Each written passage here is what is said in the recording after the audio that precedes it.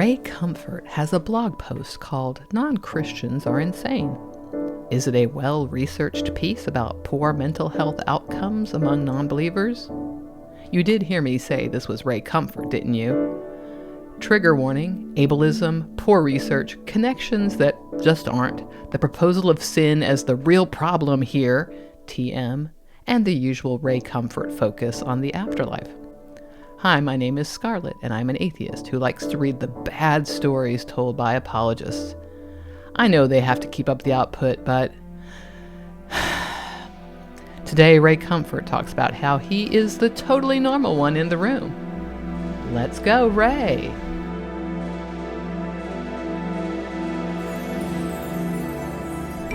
I am normal. Everyone else is crazy. That's how I responded to a close friend who said that I was clinically insane. He has said the same thing for years because he knows me. He is aware that I don't tie up my shoelaces. I keep them tied up and slip my shoes on because I once worked out that most people spend 2 weeks of their precious life tying their shoes. Wonder if Ray also worked out that your shoes will wear out faster if you put them on this way. Yeah, whatever. I also clean my teeth in the shower to save time. TMI, Ray. TMI. I don't care where you clean your teeth. When I watch sporting events on television, I have in one earplug and edit videos for our YouTube channel.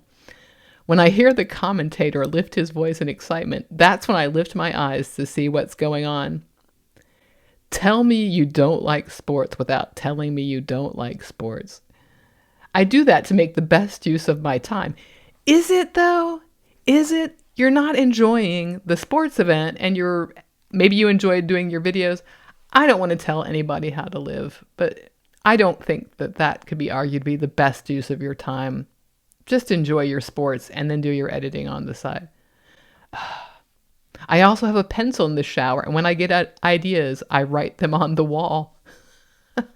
I bet your wife loves that. That's a bit weird, but it works for me.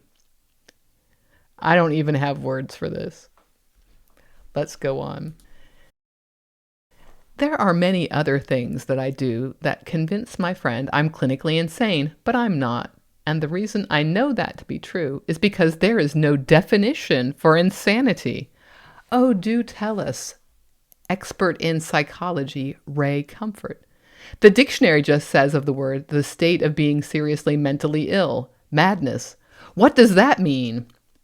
I just have to say, I don't think the dictionary is the best place to go for this, but that's just me. Like, it's fine, but if you really want to understand what insanity is, not the best place. Anyway, Ray goes on. The next time you visit your sane psychiatrist, we have to specify that the psychiatrist is sane. Okay. Ask him if he has a definition. Or she, or they. Come on, Ray. Come on, it might not be a him. Let's not be sexist here. Sexist is as you say in New Zealand. Sorry, Flight of the Conchords, it just takes my mind back. Anyway, his response will frighten you. I bet it won't. I just totally bet it won't. It's completely subjective. Is it? Is it, Ray? You know this for sure? If he thinks you're insane, then you're insane. If he doesn't, you're not. I can hear this in Dennis Prager's voice. If he thinks you're insane, then you're insane. I totally could hear Dennis Prager say that. According to goodtherapy.org, well, this must be legit, right? Yeah, because clicking the first hit on Google and calling it a day is the best way to do research. Let's see what goodtherapy.org says.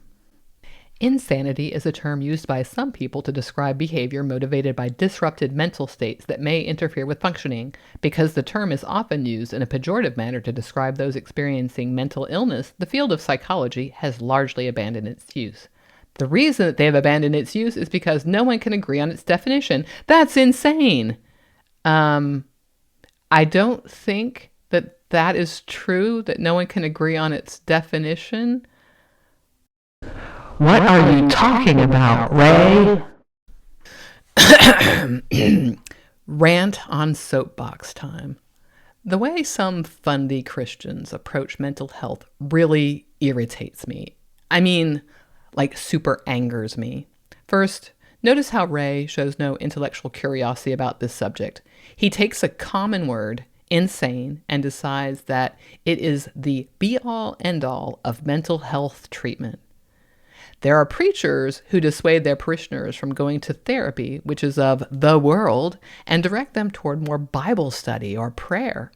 Christian testimonies sometimes even mention that they suffered from depression, which was healed upon conversion. My guess is they weren't depressed in a clinical sense. And I would warn any Christian from going to a preacher in hopes of having relief from any mental health issues. Unless the preacher has some kind of education and certification in some area of psychology, they are not really equipped to help. And sure, therapists can vary in quality, and you might not be a fit for a certain person. Anything involving humans has lots of room for imperfection. But one thing therapists and counselors are supposed to learn is how to set boundaries with their patients. The fact that Ray starts with the term insane, which a friend has casually applied to him in a non-clinical sense, because Ray does all this weird behavior, this abnormal behavior, shall we say, and decides to prove to us that he is normal and it is everyone else who is insane, and then look at the Bible, tells you about his interest in reality. There is no curiosity about how psychology works, no interest in what therapists do. It's just subjective. And it's like he imagines you go for a session, and after a quick chat, the therapist just says, "Yep, you're insane. That's the diagnosis."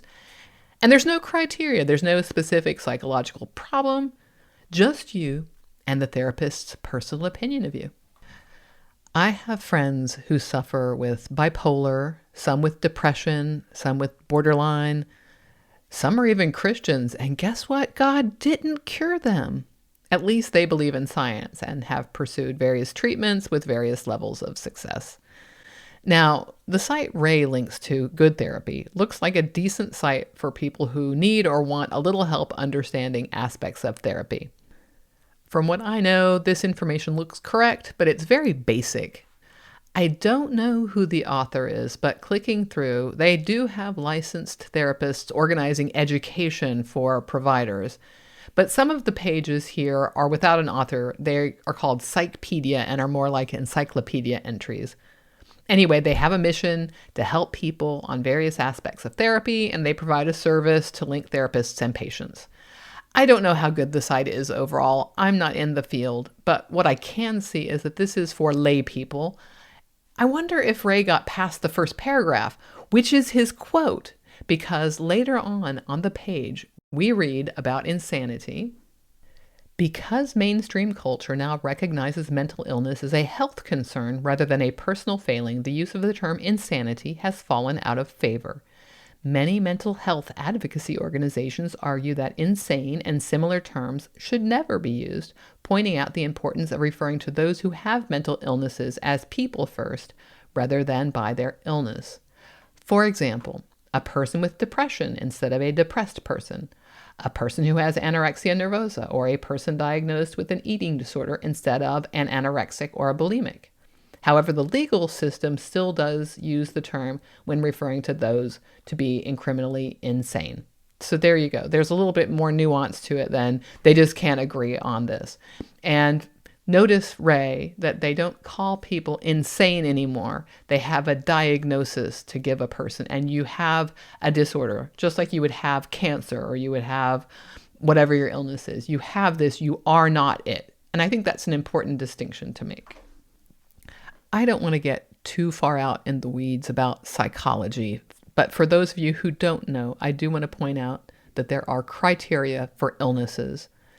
Psychology is a field that is always evolving, and for diagnoses, practitioners are supposed to refer to a manual called the DSM, the Diagnostic and Statistical Manual.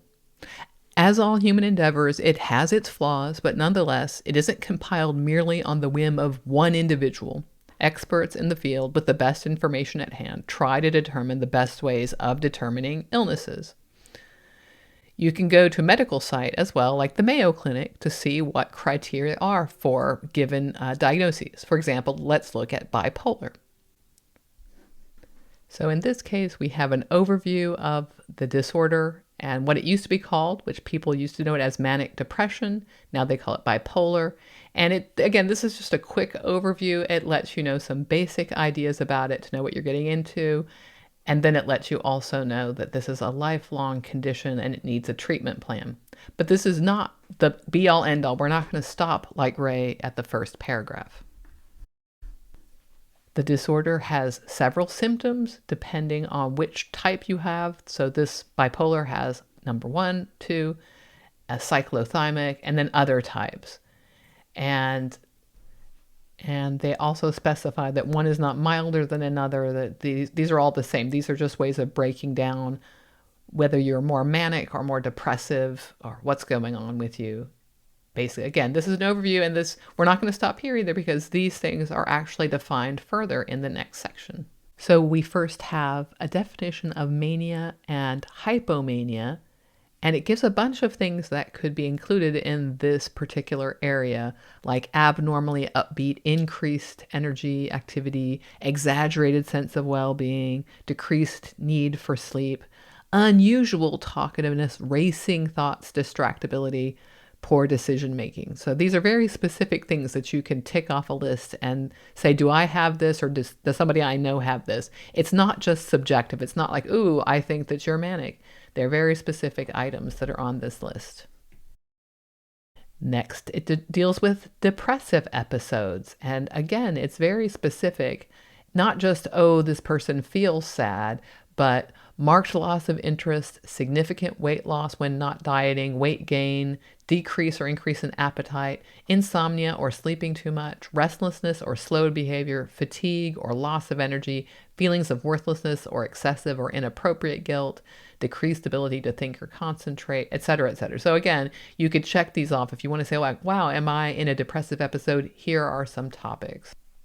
The next section talks about how this can manifest in children and teens, which might be different from adults. So this is an important thing to know if you're a parent thinking, is my child having this issue? Should I go seek help? This is how it manifests. As with medical conditions, there's a when to see a doctor part of this. So maybe you're fine, maybe you're not. Should you go see one? Should you not? You can consult this. And finally, there is when to get emergency help, which is usually with somebody is a danger to themselves, usually a danger about suicide.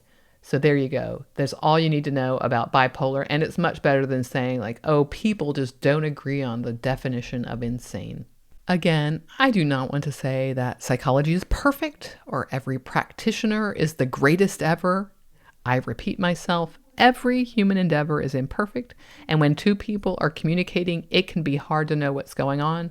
Diagnoses aren't simple. Patients can lie or misrepresent. Therapists can miss cues. They can just be terrible therapists. I mean, they're humans. It takes several sessions to get a diagnosis. Things do get missed, but this is so much better than accept Jesus and he will take away your mental issues. All right, rant over, back to the ridiculousness. And here is where Ray connects insanity to sin.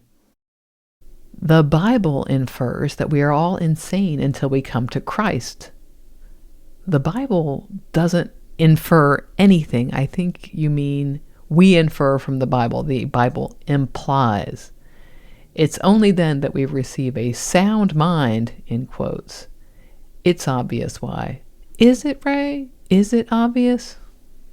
This whole world is insane to embrace death and completely ignore God's offer of everlasting life.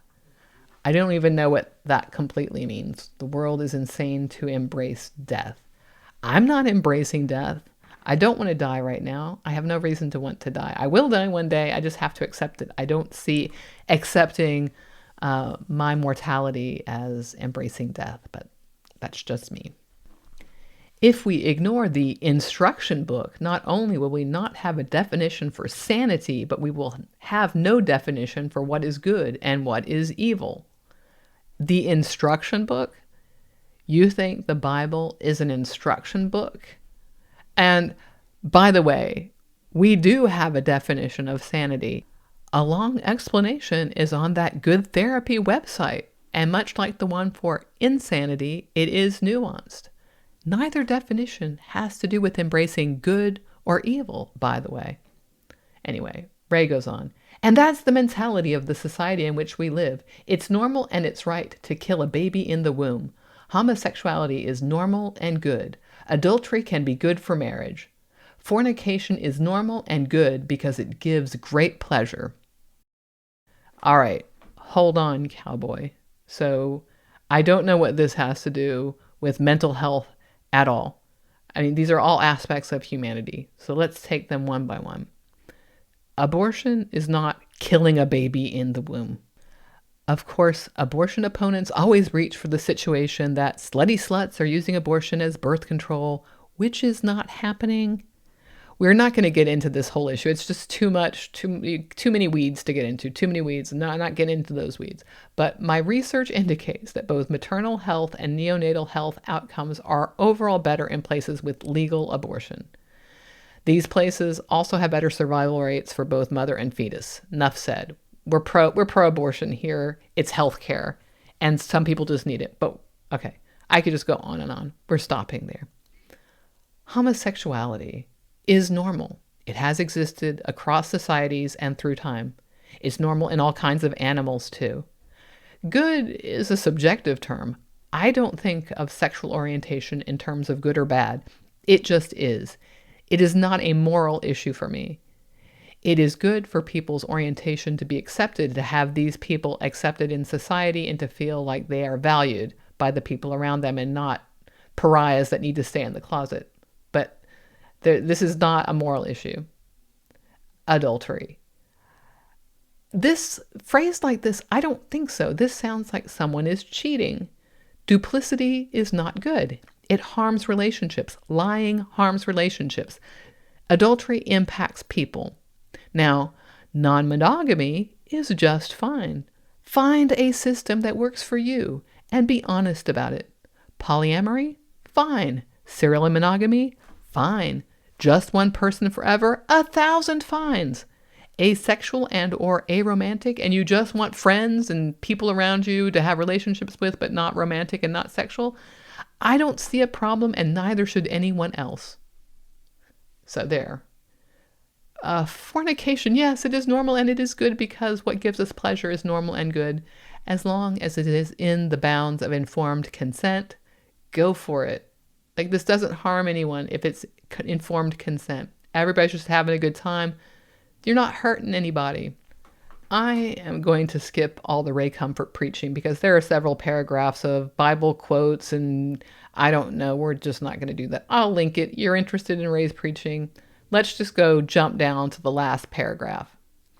So Ray says, so with all my weird time-saving ways, it's okay for me to think I'm normal. I want to use every minute I have to reach the lost. I hope you do too. You do you, Ray, with all your dumb time-saving tips and non-joy in life, but leave the rest of us the fuck alone. Now, I have a coda to this. I find Ray insufferable. He is one of the dumbest apologists, right there with Kent Hovind, Matt Powell, and Dr. Gene Kim. But his commenters show him some love, proving once again just what a varied and, dare I say, insane lot we humans are. Kevin wrote, Dear Ray, your blessing. Keep on, brother. Now, I can't talk about bad grammar, but this your blessing, I guess that's supposed to be you're a blessing. You know, the wrong your is here. Yeah, it's the internet. People have typos all the time, but Kevin loves himself some Ray Comfort is what I'm thinking. Mary York, amen. Definitely not insane. Yeah, definitely, Mary. We are called to be good stewards, and that includes our time, not just our money. I literally talk about Ray and Kirk Cameron as if they're my brothers. Oh, Mary. Oh, I'm so sad for you. I'll be like, Brother Ray said this. LOL, I think that's a blessing if a worldly person thinks. Thanks. We are insane. What is the LOL? What is that LOL? LOL, Mary, LOL. Thanks for all that you do and for humbling yourself in such amazing ways to serve our Lord and Savior, Jesus Christ. Heart emoji, Bible emoji, heart emoji. Oh, my Lord. Ray was humbling himself in here. Ray, from the beginning of this, held himself up as the only normal person in the room here, and Mary seems to think that he's the humble one. I just can't with these people. Oh humanity, oh humanity. Anyway, that is what I have for you from Ray Comfort this week. What do you think about Ray's little foray into the world of mental health? What struck you? Put it in the comments below. And while you're there, like, subscribe, do all the YouTube stuff. You're on YouTube. You know what to do. See you in the next one. Bye for now.